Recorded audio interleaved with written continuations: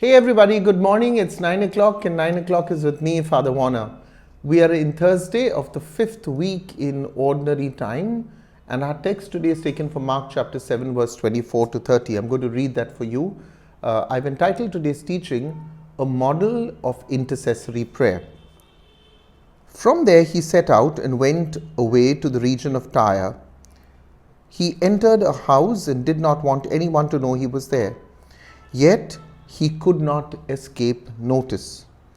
But a woman whose little daughter had an unclean spirit immediately heard about him, and she came and bowed down at his feet. Now the woman was a Gentile of Syrophoenician origin. She begged him to cast the demon out of her daughter. He said to her, "Let the children be fed first, for it is not fair to take the children's food and throw it to the dogs." But she answered him, "Sir, even the dogs under the table eat the children's crumbs." Then he said to her, "For saying that, you may go. The demon has left your daughter." So she went home, found the child lying on the bed, and the demon gone. The Gospel of the Lord. Now, before I go on to explaining this teaching, the scripture text, I want to tell you that this time round, while teaching you the Gospel of Mark, I have focused on reflections.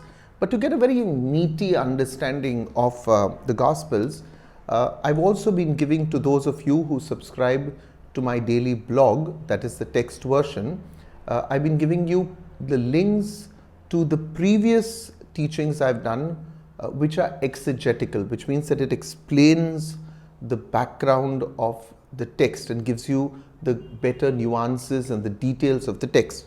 For those of you who are on YouTube, if you look at your screen just below the title, you will also find something called description.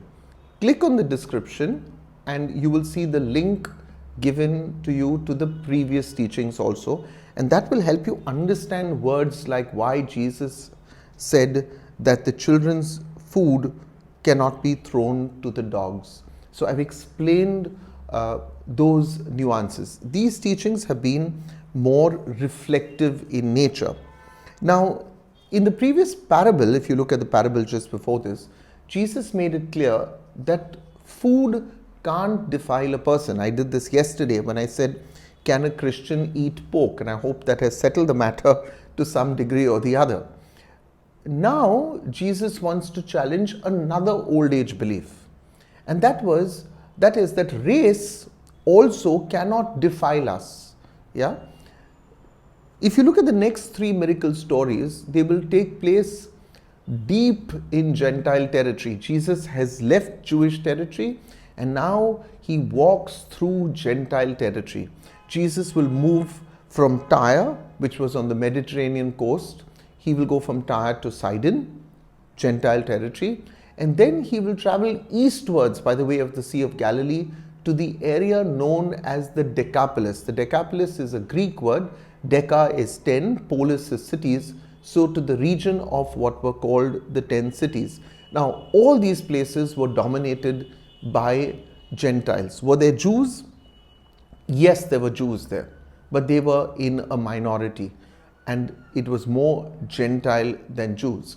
Now, the people of the region of Tyre and Sidon were also the traditional enemies of the Jews.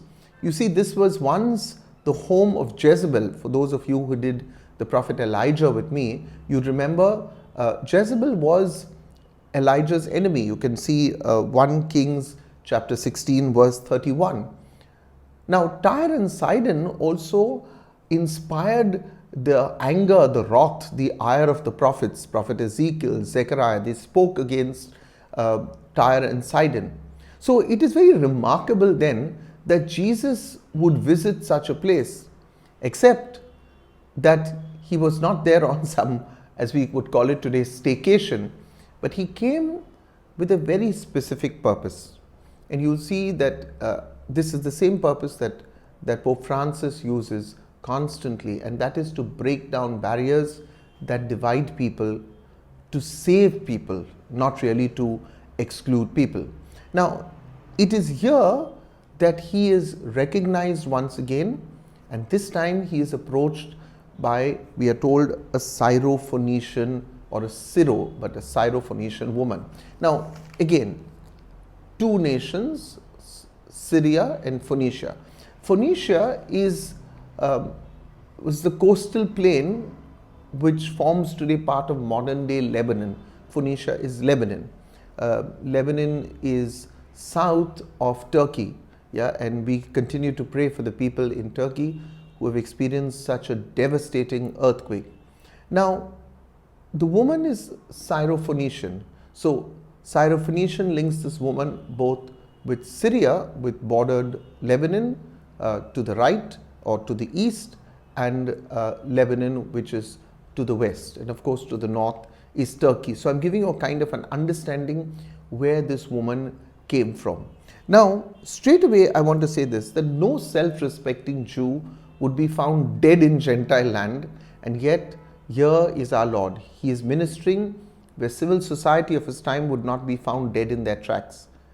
And now we are told that he is approached by a Gentile woman of another race. I like these lines before that.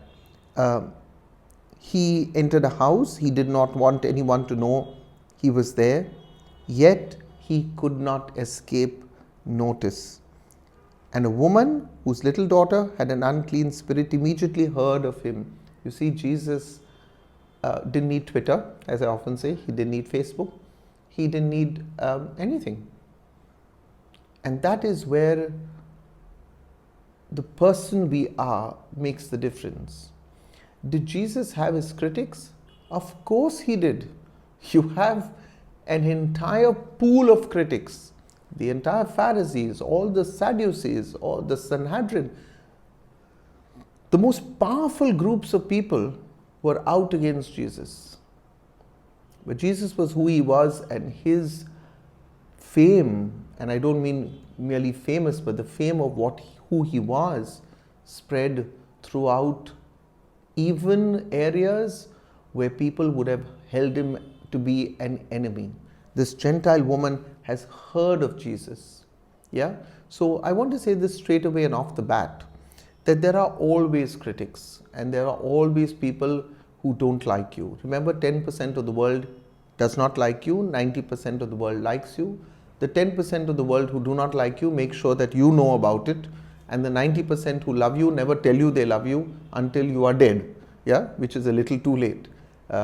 Don't allow evil people, do not allow evil people to have a voice in society. Evil people thrive because good people remain quiet. When you hear an evil person, and I use this word very thoughtfully, when you hear an evil person filled with his own desire to promote their own agenda, speaking against good people, you must have a voice that speaks against them. Yeah? No matter who that person in civil society is, no matter who that person in the church is, no matter who that person is in a parish. Now, coming to today's reflection, as I said, this Gentile woman is of another race. Now, while most of us have trained our eyes to pick up what divides us, Jesus sees an opportunity to draw someone to himself. Yet, when you read this narration, it is very hard to swallow, because our gentle Jesus seems to be so harsh with this woman, so harsh with the words that he says. Now, I want to focus on the woman, not on the seemingly harsh words of Jesus to the woman. And that has a perfectly good explanation, and I'd like you to go to the description box, click on my previous teaching, and I will explain to you when Jesus said the food of the children must not be given to dogs, what did he really mean? You need to read it in the Greek text, not read it in the English. And English, may I say, is a very poor language, because Greek has several other words for even a single word. Now, while no self-respecting Jew, as I said, would be found mingling with a Gentile, I think the opposite must also be said, that no self-respecting Gentile would have wanted to ask a Jew for anything, much less as we see the word is beg, and you'll see that this word beg appears so often. The next parable too, they will come to Jesus begging. Yeah, in the case of the man who is blind, just about every parable you will see, not every parable, every miracle, you will see people come begging to Jesus. Yeah. Now here she is begging not for herself, but she's begging for her daughter. And we are told in scriptures that she has bowed down at his feet. That's a great sign of humility. In India, people touch each other's feet. The other day, while giving awards in our school, most of our children are non-Christian, people of other faith. Many of the children, very respectfully, after receiving their award, touched my feet, and I felt the obligation, from the depth of my heart, to give them a blessing. That's what we really do. But it's great humility to touch someone else's feet, and this woman has bowed down at his feet because her desperation also is very evident. Now, there is so much to speak of this woman. She's humble, she's full of faith, she's fervent, she's even feisty. She gives Jesus a good fight in the sense of the words that she uses. Yet she's modest, she's respectful, she's in that sense rational, she's able to put forth an argument, and she relies on the mercy of God. Also in this gospel, on several occasions, if you read the Gospel of Mark, in chapter 2 verse 28, in chapter 5 verse 19, in chapter 11 verse 13, in chapter 12 verse 36, Jesus refers to himself as Lord. But this is the only place where another person calls him Lord. And it's very ironic that the person calling him Lord is a Gentile woman rather than one of his own disciples. Now, Jesus does not acclaim her faith as he does in so many other miracles. In other miracles, he says, "Your faith has made you well." He doesn't acclaim her faith. He is just moved by the person she was, and he is moved by her determination. She was a mother in need of a miracle, and if she had to lose every ounce of her self-respect, she would have done it 1,000,000 times over just to see her daughter well again. Don't underestimate the desperation of a mother.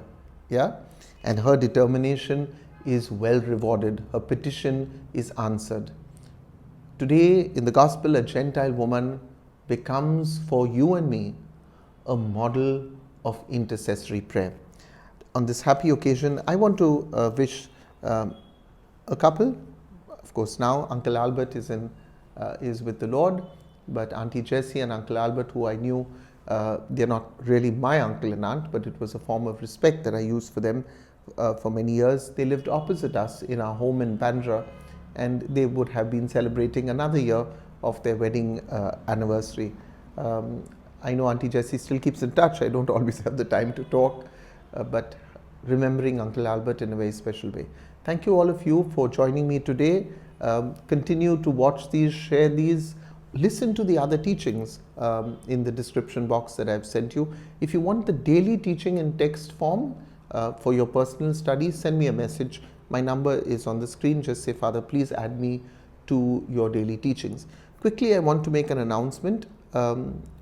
As I said, the retreat at Igatpuri is full. We are now 79 people, so we are completely full. And that happens on the 24th, 25th and 26th of February. The missions at which Father Michael Payapalli will be attending is we are having a pre-registration. We can seat 1,000 people in our building. It's a tight squeeze. We are pre-registering people, and we are now close to about 450 pre-registrations. When we touch 500, I will stop the pre-registration. So there are about 50 seats. If you're still interested, please get in touch with me, and then we'll stop the pre-registrations. However, you are still welcome, but you will be seated in the hall where there is a very large screen. Okay, so the pre-registrations, the way we are looking at it, will be seated in the church, in the mezzanine of the church, so that you are within the church, and then the others will sit in the hall above. The pre-registration has a fee which is really to cover just the cost of the food that we plan to offer you. But if you cannot afford that, it's not a problem. You can inform me. We are always happy. Just to give an idea, because sometimes people have no idea what things cost. A meal and a tea snack comes to 150 rupees a person, and this is the money being given directly, plus 5% GST, which is not included, that we bear from the church. 150 rupees into 1,000 people is 1,50,000 a day. Multiply that into 3 days, and you're looking straight away at 4.5 lakhs plus GST only for food. Then there is just about everything else. To cover this, the hall, to cover the open terrace so that people can sit and have a meal, I saw the quotation yesterday, is roughly about plus 2 lakhs plus taxes for 3 days. Sometimes you get some rather strange people who wonder, why is the church collecting money? We do this because we can hold such kind of programs. It is not because we need the money. And I must tell you that in St. Stephen's, as in St. Jude's where I was, I would give the accounts of the parish to the parish council, even though it was none of their area of expertise. We are 100% transparent. And so you need to understand, when you hear that we are not charging, we are simply trying to cover our basic expense. Just to put an LED screen in the stage with sound system is 1 lakh. The mandap is 2 lakhs. Then there is water. We are trying to get about 30 or 40 priests for confessions. You have to give stipends to the priests. You've got guests in the music ministry. They have to be accommodated, food, etc. for them. Signages around the place, public relations. I mean, the list just is endless, yeah? So, I'm sometimes saddened when I hear loose talk. Why is the church collecting money? You are welcome at any point of time, and I think every priest should be very open about this, should be very clear and say, you are welcome to inspect our accounts. In any case, if you go to the charity commissioner, all of us have to file our income tax returns. Our accounts are in the public domain, every charitable organization. So loose talk sometimes should really be taken with a pinch of salt, yeah? And I understand sometimes why a person would feel compelled to come up with their own version of the truth. That is for you and your conscience. But I'm being very, very clear as to how we are spending the money, where we are spending the money, and the parish itself will end up putting some amount of money in order to have this program.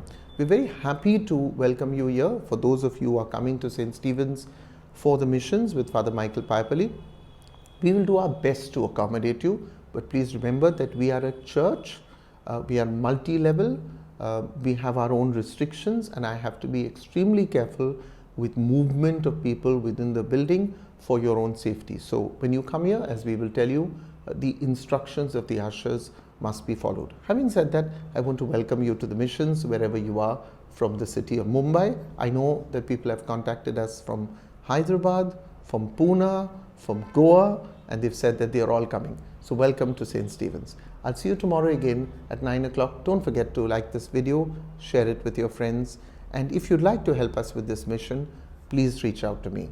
God bless you, everybody.